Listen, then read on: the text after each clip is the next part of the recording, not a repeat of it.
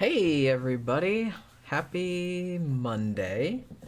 Sheila Ann says, did I hear Anne Rice just died? Yes, she did. That's why we did this. That's why we decided to do Queen of the Damned, because I was kind of like, well, I feel like they haven't really made a lot of adaptations of Anne Rice's stuff, amazingly, even though she's written like a zillion books. And we'd already done the good one, Interview with the Vampire. Yeah. And Queen of the Damned, I was sitting there going, I could have sworn that I saw this movie and it just didn't make any impression at all, or I didn't like it. But then we were watching again, I'm like, maybe I didn't see this movie. Yeah. Like, maybe I've just seen clips of it that other people like talked about, because there was a lot of shit that I just totally didn't remember. Either that or it just completely didn't make an impression. Pookie, what are you doing back there? But just beating up on some shit. Yeah. Okay. But I was just like really interested to rewatch it, and I don't know, that's just what I thought of, because I said, well, we've already done Interview with the Vampire, and they haven't really done any other adaptations of her stuff. So since she just passed away, I was like, maybe we should have another look at Queen of the Damned and see how we feel about that. So it was a lot better than I remembered it. Well, like I said, I can't remember it, but it's still not really a good movie, though. I mean, I have to say. I think what they did was they just tried to put too much into one movie. The book is kind of long, and a lot happens in the book. It's kind of like Dune. It's not really all that movieable. And Anne Rice's writing is not really conducive to a movie. She jumps around a lot. But hold on one second. Yeah, Louis said I saw this one in the theaters. It's okay. Yeah, it's not terrible. It's just, it's kind of sad because I feel like it was sort of like a missed opportunity more than anything. Because what ended up happening with it is that, so Warner Brothers had the rights, like they took over Lorimar, so they got the rights to a bunch of her stuff, like all the Vampire Chronicles and the Mayfair Witches. So they got all the rights to her stuff back in 1998, I think. And so obviously they had done Interview with the Vampire, Lorimar had done it in 1994, and that was actually like a really big success, like critically and with audiences. So, but the rights were going to revert to her in 2000. So basically what Warner Brothers had to do, they're like, well, if we want to do something with these properties, we have to get something into production before 2000, or she'll get the rights back and, we'll have to like repurchase them or renegotiate or whatever. And they didn't want to do that. So it almost seemed like they were like, well, what can we throw together really quick that we can get into production before the rights revert to her, is essentially what they were doing. Yeah. So it wasn't, so to me, it seemed a little half-assed. And I'm not saying that an adaptation of them couldn't be done, but I'm really not sure that this was the way to go about it. Been better as a miniseries. Well, yeah, and I think even Anne Rice was wanting to go in that direction too. I mean, even back then, because it's a lot. These are 3 very, very, very long books. A lot of shit goes on. It spans centuries and centuries. And trying to cram one long book into a movie is bad enough, but then trying to cram sort of like 2 of them in there. But honestly, it's really weird because trying to cram 2 books into one movie, but then leaving out like 80% of each book is just a really strange decision. And then making stuff up. That too. In this version of the tale, Lestat was made by Marius, who is one of the characters in the book, who's another vampire. But Lestat, in the books, Lestat wasn't made by Marius. He's made by another guy called Magnus, who was a damn sorcerer a long time ago. An old guy who dug up a damn half-dead, starving vampire and drank its blood, and he turned himself into a vampire. And he wasn't a successful vampire because he was too old when he was made. He didn't have teeth hardly. So once he figured out how to be a vampire, he just grabbed the prettiest boy he liked and turned him into a vampire and killed himself. Made a replacement, and that was Lestat. Lestat was just made, and he didn't even really know who made him. He just said he told him he had him up in a castle, gave him a pad, it was totally secure behind blocks. And all he told him was, the only thing you need to know is that you must drink blood. You cannot go into the sunlight. And you can be destroyed by fire, and you can't be beheaded. And then he goes, bye-bye. Peace out, bye. And sets himself on fire with a couple of sticks. And Good luck. Yeah. Yep. Well, see, and I saw like another review that actually pointed this out quite succinctly, was like, by changing that aspect, because in this movie, Queen of the Damned, which, as I said, has elements of both the Vampire Lestat and Queen of the Damned, they do go a little bit into Lestat's backstory, like how he was made, but they switched it to another character, Marius, who was a bigger character in the book. Yeah. But Marius also not only makes him, but also like gives him vampire pointers and is like his mentor. Yeah. And I think that one of the interesting things about Lestat's character in the book is that he didn't have that. He had to figure everything out by himself. He just got like, turned into a vampire by this dude that just like, just split, and he just like left him on it, like abandoned him essentially. Yeah, and it's the book and kind of hints that Magnus did that because he didn't like the other vampires, so he was just starting a vampire off from scratch. Not to be like the other ones. I guess it worked. Yeah, the books are real good. If you guys want to read a good, but you've never read the Vampire Chronicles, read them. They're good. Now, this movie, is this movie good? It's okay.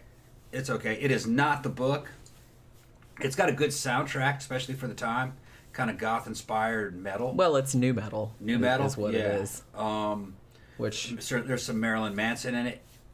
Some of the costumes of the goth characters in there, that pretty accurate. Some of that stuff they still kind of wear today. It does kind of look like the goth scene at certain points in certain parts of the story.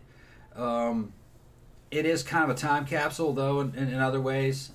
It's an interesting movie. I liked it. I was kind of thinking, like, some of it's okay, some of it's kind of cringy. Yeah. And then what? And then I was thinking about it like earlier today. I was like, that movie is almost kind of like Hot Topic threw up all over. It is. I mean, big time. It's very like late 90s, early 2000s Hot Topic just threw up all over this movie. It's kind of like what happens when the mainstream gets a hold of a subculture and tries to bring it fucking into the mainstream. It's going to look like a Hot Topic ad. That's pretty much what it looked like. It was not quite seedy and down to earth like the real goth scene was.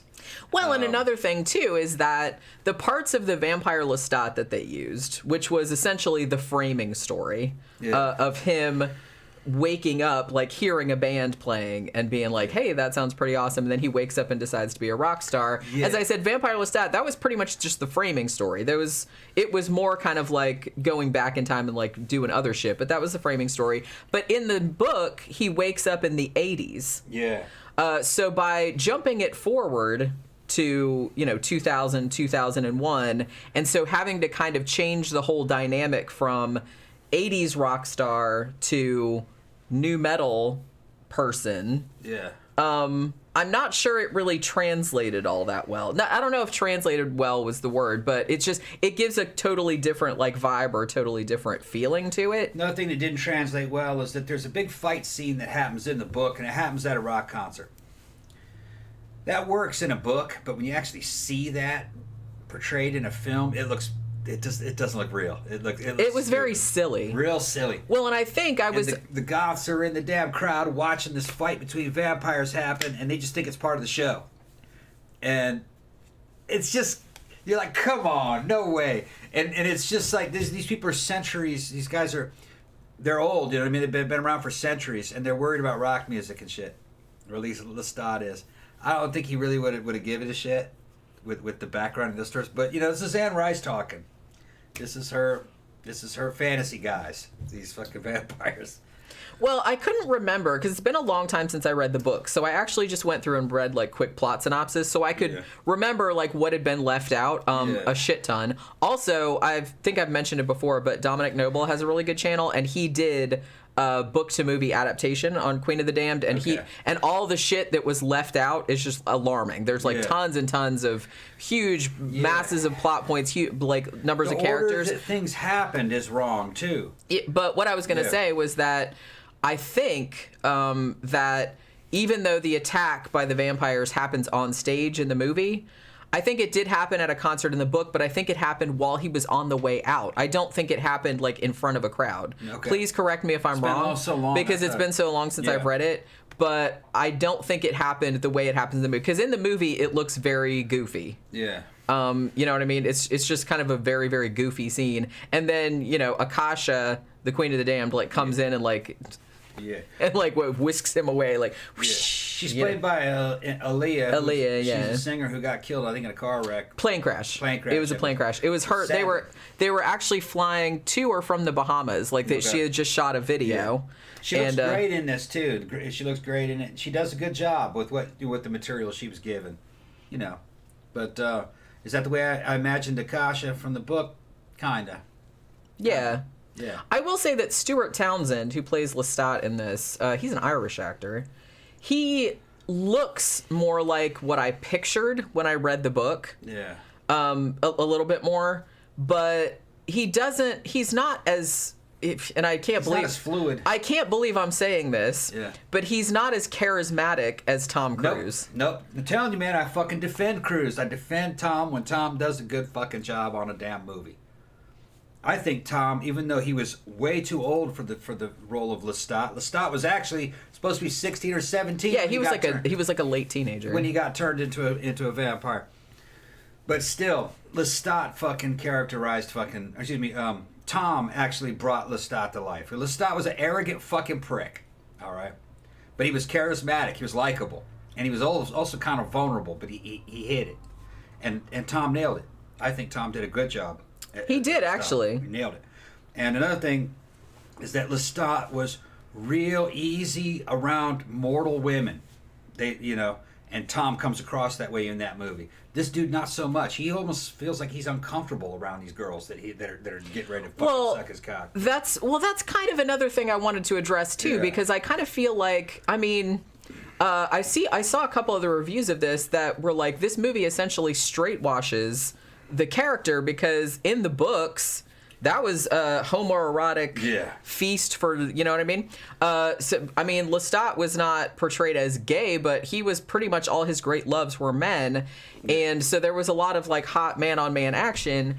And in this, it seemed like they took great pains to make Lestat really straight. They even made a romance between him and Jessie, the chick from the Talamasca, which doesn't happen in the book. No. They don't even hardly know each other in the book. That's two kind of different timelines. You do kind of have to straighten it out, though. Lestat wasn't gay, per se. He was a vampire. No, but I'm just saying... They didn't have sex. Yeah, I know that, but I'm just saying... have sex. I'm just saying that there was a lot of, kind of gay subtext, not even subtext, text, in the books, and they did it in Interview with the Vampire, the movie, too. So it just seemed very odd to me that they went out of their way to make him, like, super straight in this movie, which it was just very strange. In the books... Vampires could not have sex. They just didn't have any biological functions. They didn't eat. They didn't piss or shit or anything. They didn't. It was just pure drinking blood. Drinking blood was their version of sex. But all their loves were platonic and kind of romantic. And they were all fucking romantically all into each other, but they didn't have sex. It was just... Because they were a new species. They weren't human beings. They were fucking ghosts, basically. They were poltergeists.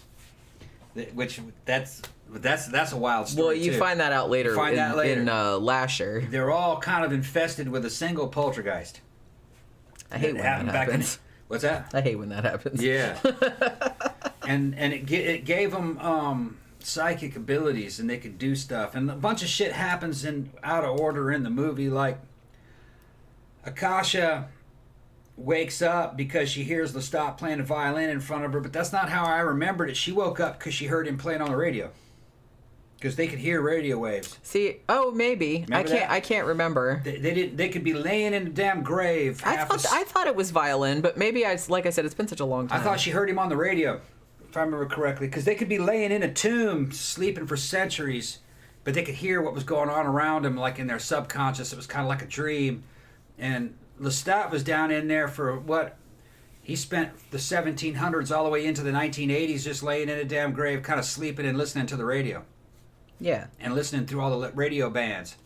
But they could also kind of go out of body in a certain way and do weird things like call people who wanted to commit suicide to them, and then they'd drink them, and they could fucking feel a serial killer or a murderer and go out and get that guy. There's all kinds of shit they could do because they were kind of in tune with a kind of a cosmic unconscious, or kind of like a spiritual psychic internet. They could detect each other and stuff. They could feel the force, I guess. But it's so some of the stuff is out of order. It didn't happen the way it did in the book. And I was going to say, too, that by moving the movie Queen of the Damned to the contemporary time period, moving it to the early 2000s, you're also fucking up the timeline because, Interview with the Vampire, 1994, obviously, which the part that where he was being interviewed did take place in 1994, and Lestat was awake. Whereas in Queen of the Damned, he says, "Oh, I just woke up when I heard this band in presumably 2001 or 2002, where he was supposed to still be asleep." So it doesn't even track with the earlier movie. He should have still been sleeping. Yeah. I think that I know they probably didn't have the budget, but they should have done it the way the book was, where he woke up in the 1980s. I think if they were making it now, they would totally do that. But for whatever reason, I guess because they wanted like a bunch of new metal, because that's what was the thing. Although I kind of feel like new metal was a little bit on its way out at that time. Like maybe on the decline, kind of. I think that was the heyday of it. Because the dude from Korn did his singing voice for this movie, and there was like some other shit. There was like Kidney Thieves was in there, and Disturbed. I like the music. Some other shit. I liked the music. It was good. I had it, I think. No, what was it? I had the movie, and I had the DVD for a while, and the DVD had all the videos on it. Yeah. I think, and you could watch them. And some of the stuff is like Cabin of Dr. Caligari style, Bauhaus style music videos. I did like that. Yeah, that was the best part of him pretending. He's doing music videos pretending that he's Lestat. It's supposed to be like you're watching Lestat's videos. If I remember in the book, Akasha had heard on the radio while she was in her damn trance an idea that a vampire was now coming out into public, which was a big no-no. It was a no-no to all the other vampires, which was kind of a big plot point in this movie. But Akasha woke up because that's the way she lived her life, and she was like the mother of all the vampires. So her deal was that she wanted to wake up, kill all the other vampires that fucking were. She called them cowards, I guess. And then take over the entire planet, and it would just be her and Lestat, and then humanity would just basically be cows, be food for them. They were going to overthrow all the damn governments and destroy technology. Even though I don't know how much she knew what she was talking about, she showed up with a house, and I don't understand how that bitch couldn't have even known what an ATM was. I don't know who she got to get the house. She's a vampire. She's magic. She just in the old books. Originally, they were just... I'm trying to give the movie the benefit of the doubt. In the books, they usually just turned the owner of a house into a vampire and moved in. That's how they stole the house. Well, see, I assumed, because when we were watching this last night, and it's like the whole scene with her and Lestat in the bathtub with all the rose petals or whatever, and you were like, where did she get that house from? And I was thinking, oh, maybe she just like found a house and was like, hey, I like this one, and just killed the people that...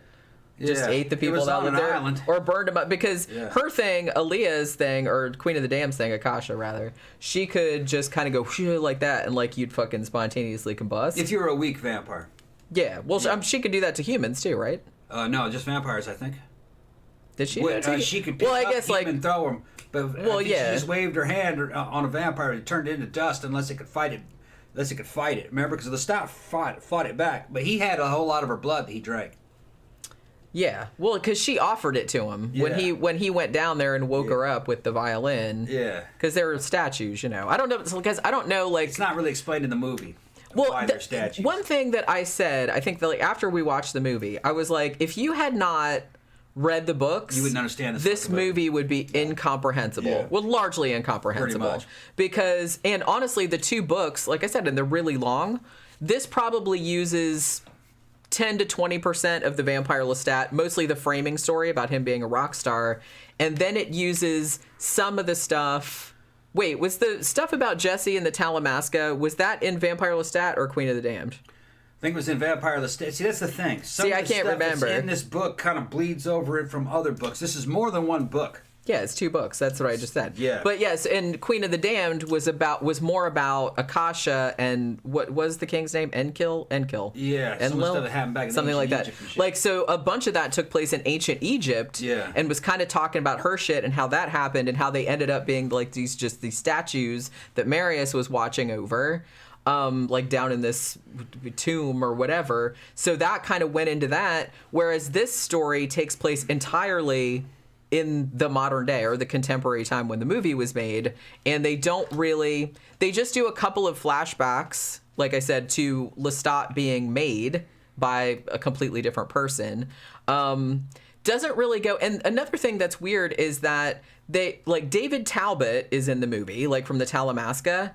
And he's young in the. It's like I thought he was an old man. He was an old man, right?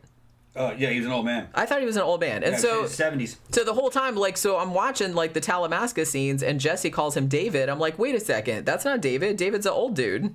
I'm like, this is like a young guy, like maybe in his late 30s or something. So I thought that was a little weird. And there's like a whole bunch of characters that are not in there.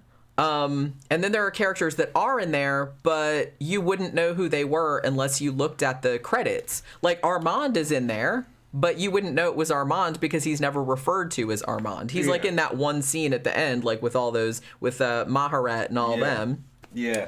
Yeah, that's another thing, is that they just can't cover the scope of the books. Every damn vampire in this fucking movie has got a long backstory. When you're reading about it, you know everything about, and everything that happened in the past, and who they were. And Armand had his own book too, right? Yeah, she did one called The Vampire Armand. I remember that. Yeah, some of them had their own books. That's right.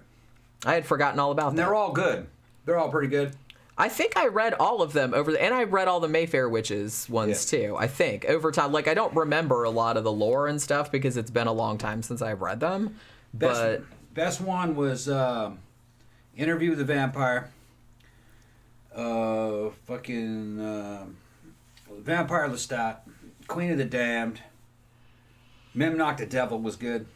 Yeah, I think I got that over there. And I think, what was the other one? Lasher. Lasher. Those are the main ones.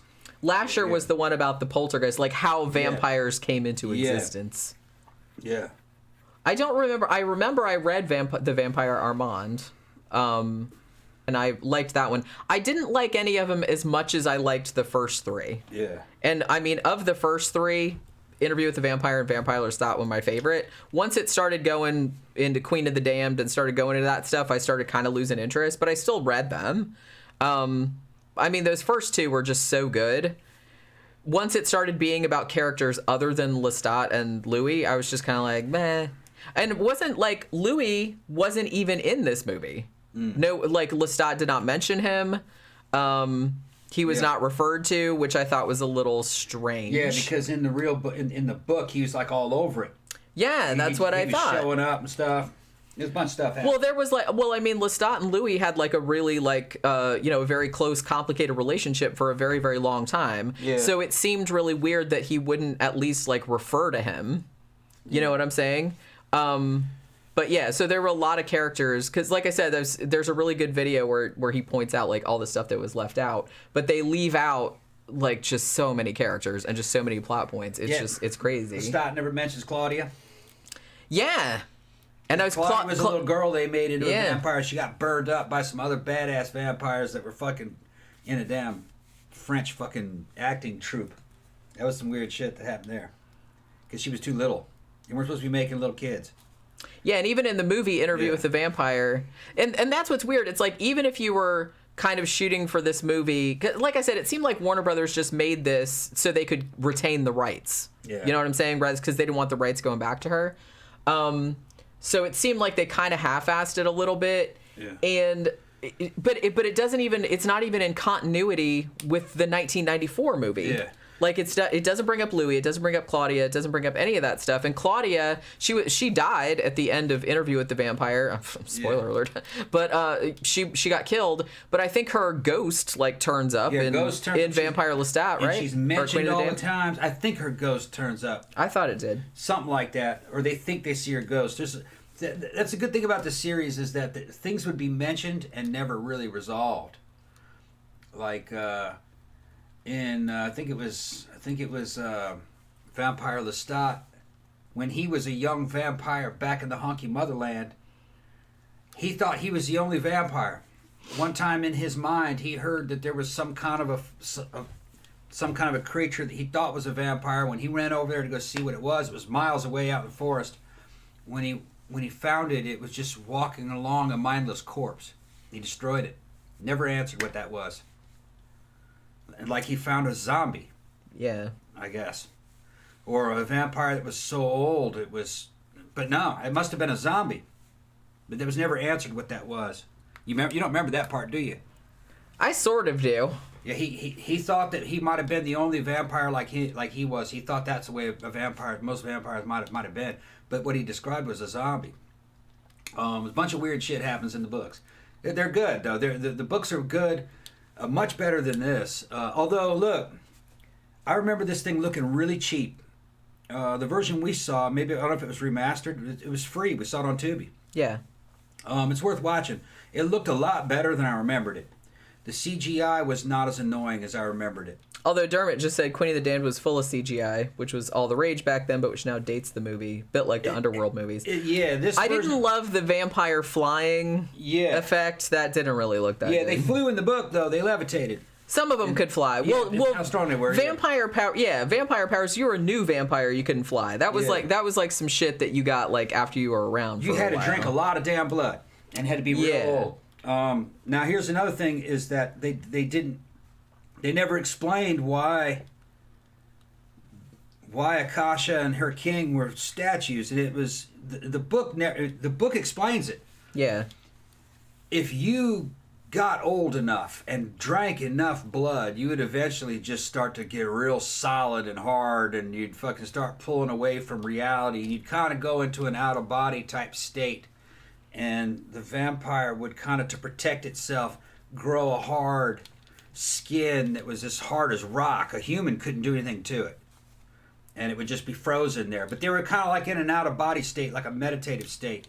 And they were kind of like in suspended animation. They could stay like that for centuries. Yeah, because they were like thousands of years old. They were thousands of years old. Because weren't they like 3,000 years old or some ridiculous like? It's kind of like a hibernation period that they could go in. And Lestat was able to bite through her and steal a bunch of her blood. He got real strong, but she let him do it. Yeah. She probably could have hardened herself up there so he couldn't bite through her, but he bit through her wrist and fucking got real strong. Because she was enchanted with him. Yeah. And then she softened back up into a fucking woman-type body. And her outfit's fucking fantastic, man. She actually really does look great in this. Her back, they show her from the back of that outfit, and her back is like fucking incredibly fucking hourglass shaped, real long, and she's got the way they had the little cuffs and the sleeves and everything. Only like a 120-pound woman could wear that costume and look great in it. I mean, she's really the best thing about this movie, and I kind of wish the movie had been more about her. Yeah, they needed a little bit more of her. She actually was, I kind of liked her better than Lestat. I did too. Yeah. Well, she was certainly more charismatic and a lot more interesting. Yeah. And honestly, if the movie was called Queen of the Damned, I mean, she's the Queen of the Damned. It should have been about her. Yeah. Because the book, The Queen of the Damned, like I said, most of it's set in ancient Egypt, and it's about her. Yeah. But this was mostly about Lestat. Oh, and by the way, it takes like an hour before she even shows up, really. Yeah. And they put the other Talamasca stuff in there, with the stuff with Jesse, and the stuff with Jesse was like not that interesting. And like I said, they made this whole like romance plot between Lestat and Jesse, which totally did not happen in the book. Yeah. They barely knew each other. I think he only met her like once or twice. Yeah. And so I thought that was a little weird. Louis says AMC is doing a Vampire Chronicles series, 8 episodes in 2022. Oh, that's gonna be good. So next year. We'll see. Yeah, I thought I had heard something about AMC that. Theaters? No. AMC, probably the channel. Oh, okay. The cable channel. American Movie Classics. Hopefully it'll be good. I mean, to be honest with you, this isn't a terrible movie, but I can't see how it could be worse than this. I mean, if you had people that were really cared about it and actually wanted to get across, you know, how much, because as I said, this is a huge, sprawling story with lots and lots and lots of characters. Yeah, they tried to do it all in one shot. In one movie, and it's just... Kind of like they tried with the first Dune, to try to do it all in one shot, and it's just not possible. Yeah, like, why would you even think that you could do that? And you're going to have to swap a lot of shit around to make the story movieable. Because the books kind of meander when you're actually reading them. But you enjoy the fucking path that Rice is taking you through. It's not a direct path. You can tell she's kind of making it up as she's going along. You can tell she kind of forgets certain things. Like she starts going in one direction, then she says, fuck, I'm going the other. And she kind of forgets about that. She's just writing, you know, and it's, it has a real, not digital, but fucking analog feel to it. It's very conducive to like fantasy. You're reading it. Well, it's kind of like episodic more than just one big, long, like compelling narrative. It's just kind of goes off in a lot of sprawling directions, you know, like big epic stories do. And trying to cram 2 books worth of that into one movie, it just seemed like a fool's errand. Yeah. Now, I wouldn't say that this was straight washed. Lestat and all the other vampires liked women too. They didn't differentiate between male or females. They did, but I just thought it was really weird how this movie really seemed not to want to mention. Didn't want to mention that he got fascinated with men too. And the whole scene where he takes that violin from that gypsy woman or whatever. That was a man in the books. That wasn't a woman. Yeah.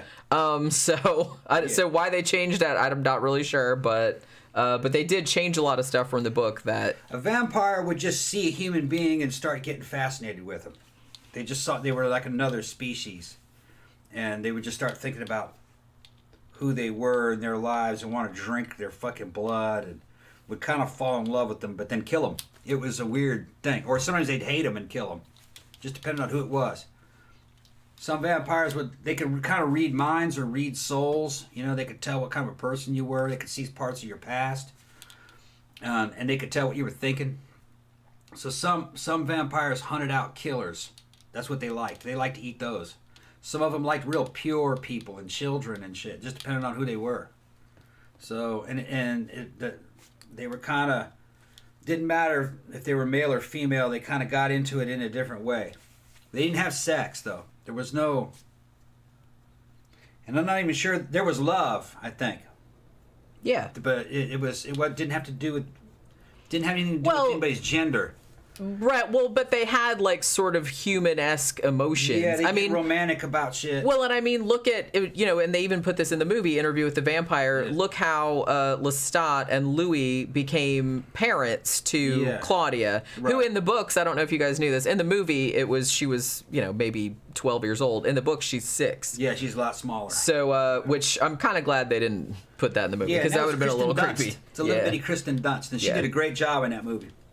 Did a great job. She was great in that movie, And that is about what that character was like in the book. Yeah, but much younger. But like I said, that would have been... She was vicious, though. Yeah. She was eating people. Well, can you imagine being a 6-year-old girl, and then you get turned into a vampire? You're not going to get any older. You don't get to be an adult. You don't get to, you know, what the fuck are you going to do? It's like you're never going to grow up. She was collecting girls as dolls and hiding them up in the bedroom and shit, covered them up. They were all dead. Yeah, because she couldn't grow up, so she wanted to be a girl. Yeah, it's kind of creepy. That's the way it would have been. Well, it was like tragic. Yeah, you know, which is why the vampires had that kind of unspoken rule. Hey, let's not make vampires. You're not really supposed to make vampires out of like a kid or a super old person. Now, I got to give credit where credit's due on Anne Rice and these movies and everything. Traditionally, a vampire tale or a vampire movie, a vampire was just a damn monster. The main characters were the humans. And then the monster appears, and then you have to defeat the monster. It's kind of a boring story when you think about it. Now, in the movie, they had Bela Lugosi. Bela Lugosi says some shit that hints that vampires have a culture. And he says, our strength is that you do not believe in us. But they're like, oh yeah, I never thought. He says a bunch of shit that makes you think, well, how does a vampire live? What's it like from their point of view? And Bella just hinted at it slightly. But in the other movies after that, it was never brought up again until great movies from the 1970s. There were two of them, Blackula and Scream, Blackula, Scream. And they're in the blaxploitation realm, but they're real well written vampire stories. They're black product. And I believe that even the guys that wrote the scripts were black. Anne Rice saw those.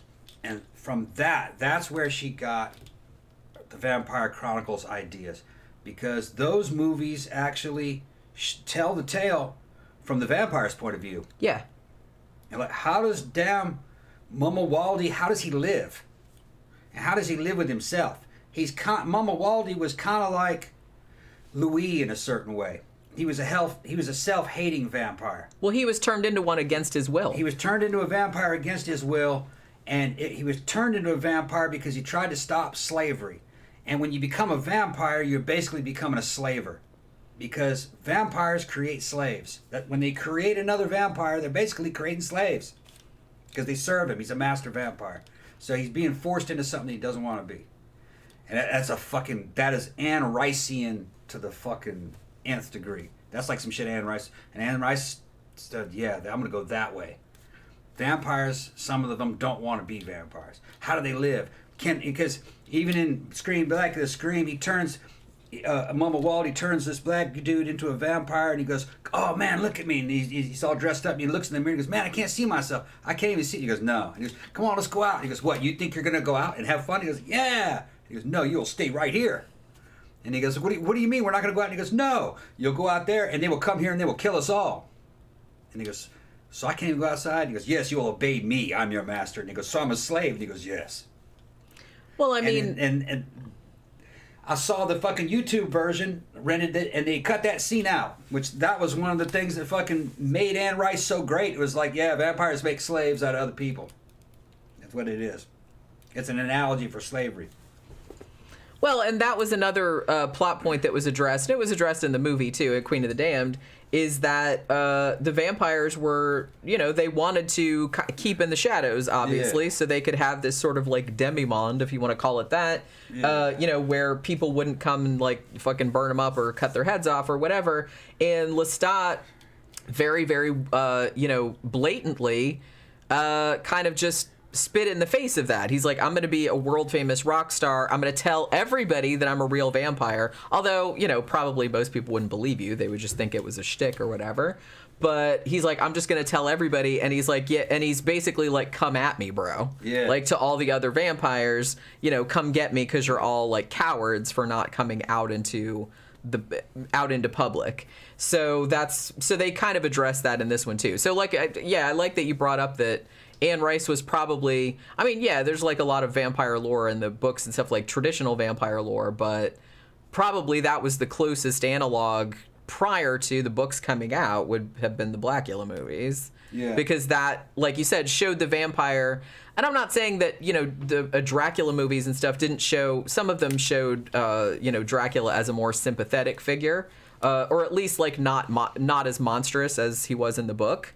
But the Blackula movies, actually, he was kind of the main character, and he was a very sympathetic character because he was an unwilling vampire. Yeah, it wasn't just that too. It was also showed that there was a vampire culture. Yeah, and vampires had a culture. You'd have to survive centuries, and I guess maybe because African American culture is basically an American subculture. So you got black people writing, and they go, you know what, fucking. Vampires would have a subculture too. So what would that look like? And for some reason, I guess maybe when you come from a majority culture, you don't really think of it that way. Yeah. You think of it as, well, the vampire's the other. Who cares what they do? Yeah. I think that's that was the point of view. They were just trying to make a quick monster movie. They weren't really looking into it that deep. Right. But because their experiences are different, then it comes out differently. Right. So I just thought it was, And not me making this up, fucking Anne Rice said that those movies were one of her primary inspirations. Those two movies, they're good movies. Now, you want to get a good copies of them when you watch them. They've been remastered. I got both of them, and they look great. Good fashion, good acting, pretty good. You know, they have they're a small budget movie, but they're fun. You know, and they're not. I mean, by the titles, you would think they're like super cheesy and stuff. No, they're really not. They're not. actually like quite serious. They really shouldn't have been named that. But people remember it. Yeah, and the second one, Scream, Blackula Scream, like I said, has a voodoo angle to it too, which I liked. Which takes you to New Orleans, and that's where Anne Rice was from, and then the whole tricks about how a vampire will fucking turn somebody into a vampire just so they could steal his house. Yeah. Because why go through the trouble of buying a house? Why go through the trouble of having to deal with a lawyer and fucking closing costs or fucking having your name on the record? Whatever house you want, just go turn that fucking owner, that homeowner, into a vampire, and he needs you for protection now. Because when you're a baby vampire, you got you don't have all the powers yet. Right, and he gives you any shit, you have him sign it all over to you, and then you kill him. And that's the kind of shit they would do. And then just get another house, do it again somewhere else. Yeah, that's how Louis was turned into a vampire. Just because Lestat wanted his house. Yeah, he just happened to be there. Yeah. But yeah, well, what I was gonna say too, like a long time ago, was that I kind of feel like if I was a vampire, if you were a vampire, you'd probably want to go like target shitty people. You do like some Dexter shit. Yeah. You know what I mean? Like go after fucking serial killers and. That's what I thought. I thought he just went after, because like you said, he was conflicted about it. Yeah. Not as conflicted as Louis was, obviously, but that was kind of, I think Lestat he got kind of more into it as time went on. But. He would see girls he'd be into, you know what I mean, and be tempted to eat them, you know what I mean, and then sometimes usually he did eat them, but then sometimes he'd fight it off, you know, and no, I'm not going to eat this one. He'd let her live and watch her. I think he mentions that some of them he watched them until they grew old. He kept going back, checking on them. You know, yeah. Just kind of, because they got real fascinated with certain people, you know. Just because, you know, because the way they looked or the way they felt in their presence, type of deal. They're psychic, you know. Yeah. And they're fucking. They were kind of in a certain ways nostalgic about things and sentimental. They're sentimental. That's a good way to put it. Real sentimental motherfuckers. But they'll kill you. Yeah. Yeah. Oracle asked me, have I read the novel Fever Dream, Civil War Era Vampires by George R.R. Martin? I have not, but I will get around to it one of these days, I'm sure. It's interesting because I think pretty much most people know that Anne Rice wasn't, when they were doing Interview with the Vampire in 1994, she wasn't a big fan when they announced that Tom Cruise was going to be in it. But then she later, she had the grace to come out and be like, oh, I was wrong. He actually did a really good job. And it seemed, but what's weird about this one? When this one came out, she saw the finished movie, like I think before it came out, and she's like, oh, okay, yeah, that's pretty good. But then I think that she kind of thought about it again, because like a year or two later, she was like, oh, never mind, that kind of sucked. Yeah. Like, that's not what she said, but she was just kind of like, she didn't think it was that good at all. I think like when she first saw it, maybe she was just kind of like... It's free on Tubi, okay? Yeah, you can watch it for free. You can watch it for free on Tubi. It doesn't take away anything but your time. No, it's $2.99 on Amazon Prime. Amazon Prime. This copy looked a lot better than the copy that I remembered seeing on DVD a time ago. But you see it in HD on a good HD TV. It looks a lot better than I remembered it. Yeah, I don't know if they remastered it or what. It looked a lot better. Some of the CG looks better, but. It's okay. I mean, the CG is okay. About like what you see, like, say, in Underworld or something. That's another movie I didn't really like. About like that. I mean, it's just stock. The CG is not, and the special effects are not why you watch these movies anyway. The books were like soap operas. Yeah. They weren't action, really. But, if you see movies like this and they spark your interest, then I would go read the books. Go see, Interview with the Vampire. The first one's better. Well, and honestly, after seeing this one, I think that makes Interview with the Vampire look even better. Even better in retrospect. Yeah. Which I thought it was a masterpiece when it came out. I know it's like a backhanded kind of like I thought Interview with the Vampire was a masterpiece when it came out. I knew it wasn't accurate, But it looked really good, and I liked the acting, the storytelling. I accepted it. There were differences in the book, but okay, like that's it. Yeah, but I mean, you got to do that sometimes right. Because, like I said, sometimes stuff that works in a book doesn't work in a movie. Yeah. Sometimes it's in the book and it looks ridiculous in a movie, or sometimes there's too many characters. You have to like winnow it down and focus more on one narrative. And I think they did a really good job of doing that, because Interview with the Vampire is a enormous book, and it's very, very large and very sprawling. And I think they did a good job focusing on one narrative and keeping it tight and efficient. And I think they did a really good job, and all the casting was good. This one, I really don't even know what the idea was. Like, why did they think that they were actually going to take 2 books and chop most of it out? Like, chop all the historical stuff out. Like I said, I know it was low budget. It's like, we can't afford to do half the fucking shit in ancient Egypt. I get that. Okay. It's not a terrible idea, I guess, just to do like the modern parts of the story, but I don't know. It just seemed so weird. It seemed very unfocused to me. There were little details going through both movies, though, that kind of bothered me. This is even an Interview with the Vampire, the first one, which is really good. Louis was Southern. He's from Louisiana, and he didn't have a Southern accent at all. Brad Pitt is not the kind of actor you can get in and fucking have an accent. Okay. And then by the time Queen of the Damned is happening in this one, Lestat would have been in the South for what, 400 years? Although he was sleeping some of that time, to be fair. He was sleeping a lot of it. But that motherfucker sounded like he was straight from the honky motherland. And that's not how he's described in the book. In the book, he had a slight French accent. In this movie, it seemed like he was trying to have a little bit of a French accent. Yeah. That actor's Irish. Okay, yeah. But he did seem to have... But then when he sang, it was the dude from Korn. Yeah. Which does not sound like a French accent, just for your information. A bunch of stuff that... Anne Rice was from the South. These are Southern characters. These are old South vampires. And there's not even a hint of it between in Lestat. Although, to be honest, I was kind of reading an article about this the other day. If you have an actor that's not spot on with doing accents, it's better not to do it's better just to not do it. Probably it would be a lot more distracting to have them doing an accent and that's not what they talk like, than just have them use their regular voice, because then that would just kind of fade into the background. So I'm kind of a big fan. Unless you have an actor that's really, really good at doing accurate accents that aren't going to be distracting.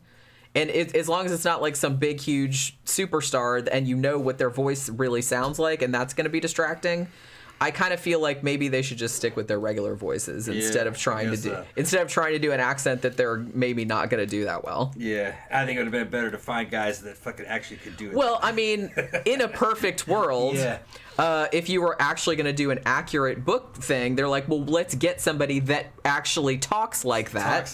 Because there's millions of actors in the world. I'm sure you could find somebody that looked and sounded the part. Instead of trying to make somebody talk like they don't talk. Like I said, unless they could do it, like some people are really good at that. Because Louis would have sounded like a damn Southern aristocrat from the 1700s, and fucking Lestat would have sounded just like a Creole, because they were already French. They were French, Southern French people in Louisiana. He just would have sounded Creole, which is high class Cajun. Yeah. Yeah. Oh, well. What are you going to do? Yeah. It would have added a lot more to the movie, though. For me, it would have added a lot more flavor. You'd be like, oh, okay. Because it kind of places them in a place and time. They're not so... Well, and that's kind of going back to, because Interview with the Vampire, those, that had Tom Cruise and Brad Pitt. They're enormous stars. We know what their voices sound like. Yeah. I think if they had just busted out trying to do accents, I don't think the movie would have worked. It'd be like Keanu Reeves trying to do an accent. That's what I'm saying. It would be like Keanu... I love you, Keanu. I do. You're great. But it would be like Keanu Reeves in... Francis Ford Coppola's Dracula. It's just so distracting. Yeah. He should have just talked... I don't know if they... Honestly, in that movie, I kind of wish they'd got I love Keanu, but I think that they should have got another actor for that, because his regular voice is so California that that would have been distracting too. Yeah, that didn't even exist in those days. That's what I'm saying. So it's I really kind of wish they had just got a British actor. That would have been. There's zillions and zillions of great British actors. They could have got somebody. Just get real British people to play British people is what I'm saying. It's you know what I mean. And British people can play Americans too, because they seem to be good at doing the American accent. Yeah, British people are better doing Southern accents than Americans are doing California doing Southern accents. Just strangely. Just look at The Walking Dead. All right? Dude had me fooled. That dude had me fooled.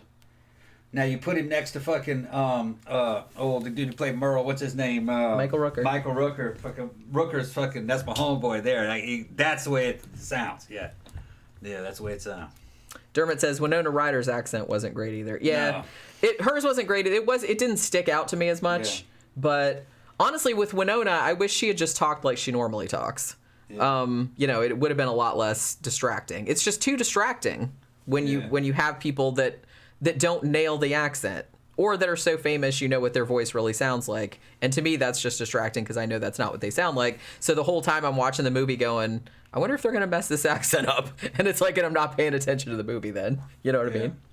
I'm just going to say. But yeah, so, I mean, at least in this one, the dude did try to do like a little bit of a French accent. It wasn't fantastic, but, it's at least sort of closer to the actual character. The only thing I can nix him on is that he did not seem comfortable around women. Well, like I said, scenes where those girls are coming on to him, he just seemed very uncomfortable. And if you read those books, no, Lestat was fucking comfortable around women. He could fucking slip right in, and he could put on an act, and he was just no. Well, like I said, I think that might have been just because in general he wasn't a real charismatic presence. Yeah, right. And honestly, and this wasn't addressed in the movie, but I kind of feel like Lestat, he really kind of had a thing, I think, in the books that he didn't really like killing innocent people. No. So it seemed a little out of character to make him in the movie a rock star that's like picks out 2 groupies each night that he can eat. I feel like Lestat of the book wouldn't have done that. I don't remember in the book doing that. I don't think he did that. No, that wasn't his. Right. He had like an honor code. He wouldn't have done that. Even in the movie when he was eating the Octoroon girls in New Orleans, he's doing it to try to toughen up Louis. But Lestat knows these girls' backstories. They had been fucking poisoning and murdering clients for fucking years. Remember that? Yeah. And he's like, well, he was trying to get Louis to kill his first person. He wouldn't do it. And he goes, well, then I guess we have to make them vampires then, because they've seen us. Yeah. He's like, no. And it was because fucking Lestat was smart. When he'd find a cold-blooded killer, there were only 2 things you could do with them. And that was you either drank them, you ate them, or you turned them into a vampire. And he was deciding whether or not he was going to turn those girls into vampires. Because they would have made good vampires. Yeah. They were already killing people. And they had the look. They were the right age. And that's explained in the book. But he didn't tell Louis. Louis couldn't read minds. Yeah. He didn't know. Because he was just a baby vampire. They was just trying to toughen him up so he could survive as a vampire. Yeah. Because he wasn't eating. He was drinking rats. That's right. He really, really did not want to eat a person. Yeah. Which, like I said, you'd kind of get that if you were turned against your will. And if you watch Interview with a Vampire, you as the audience, you're not given the backstory that Lestat knows that these 2 girls are serial murderers. Yeah. Or mass murderers. No Need for Me Too says, I feel Lestat was almost an anti-hero. Yeah, that's exactly what it was in the books. So he did, even though he did, like, fucked up shit, but he still had, like I said, a code of honor. Yeah, he had reasons for a lot of the shit that he did. And he had reasons for shit that he did. Yeah. So the fact that they made him in this, he was arrogant and shit like that, which he is in this movie, but he wouldn't have just been like plucking girls out of the thing and like just bringing them backstage and eating them. He wouldn't have done that. He liked good people. Yeah. He thought they were rare, kind of a deal that they were. But he didn't necessarily protect them, but he'd protect them from other vampires. Yeah. Yeah, so he did have, like, a moral code. Yeah. He wasn't just a monster. Yeah, he wouldn't admit to it, though. Well, yeah. Right. But, yeah, so if you're interested to see this movie, like I said, I don't necessarily recommend it, especially if you're, if you like the books, because it's not really, so much of it was changed or left out or if whatever. If you think you might be interested in the books, see Interview with a Vampire first. Yeah, because that's like way better. Yeah, that's a much better impression. That's closer to the way that the books are. Yeah, the vibe of that movie is a lot closer to what the books are like. And then you can see this one afterwards if you want. It's fun. It's a fun watch. but the books are much, much better. That's how I'm going to put it. And to be honest, if you see this movie without having read the books, I'm not really entirely sure if you'll know what's going on. Yeah. Because it seems like a lot of the characters that are introduced, if you haven't read the books, you'll be like, who the fuck is this? And what do they have to do with that person? And what, it's very, very disjointed. Yeah. But, you know, I knew what was going on because I'd read the books. But if you haven't, you'll just be like, what the who cares? What the fuck? Yeah. What do all these people have to do with each other? You know what I'm saying? Yeah. But, you know, it's free on Tubi, like I said, if you want to watch it. So check it out if you like it, if you hate it. I don't really see a lot of people that liked it, to be honest with you. It's kind of, I think on Rotten Tomatoes, I think it's got 17%. So I agree. No need for me. The Tom Cruise Lestat, I prefer him better. Yeah. Yeah. And like I said, I'm not usually a big Tom Cruise fan, so that's a big deal for me to say that. And I wasn't happy either when he got cast as Lestat, but he did a really good job, gotta say. I like Tom Cruise when he's on. When he's on, he's on. When he's not on, he's not on. I mean, he can crush it when he wants to. Yeah. And Interview with the Vampire was one of his top 2 or 3 movies. Easily. Oh yeah, definitely. Easily, yeah. Definitely. Yeah, he brought it for that role. Well, because it played, the character of Lestat plays into his natural charisma and cockiness. Yeah. You know what I mean? So that really like gave the character a lot of, because that's a lot of what Lestat was like. And for me, Tom, if you're listening, bro, Ethan Hunt, you nail it. You nail it. Especially the newer movies. The newer Mission Impossible movies are great. Yeah, last one we saw in the theater was really good. Yeah, I did. I liked that quite a lot. All right. So I guess wow, we went on for an hour about that. I figured we probably would. Yeah, we liked the subject. We had feelings about it. Honestly, one of these days I'll have to go back and reread all the Vampire Chronicles when I have time. Yeah. When I get old and I can't get out of a chair anymore and I can sit there for hours and hours. But yeah, so I guess that'll end up our discussion today. R.I.P. Anne Rice. And we will be back again tomorrow talking about another movie. So thanks everybody for dropping by, and we'll see you guys tomorrow.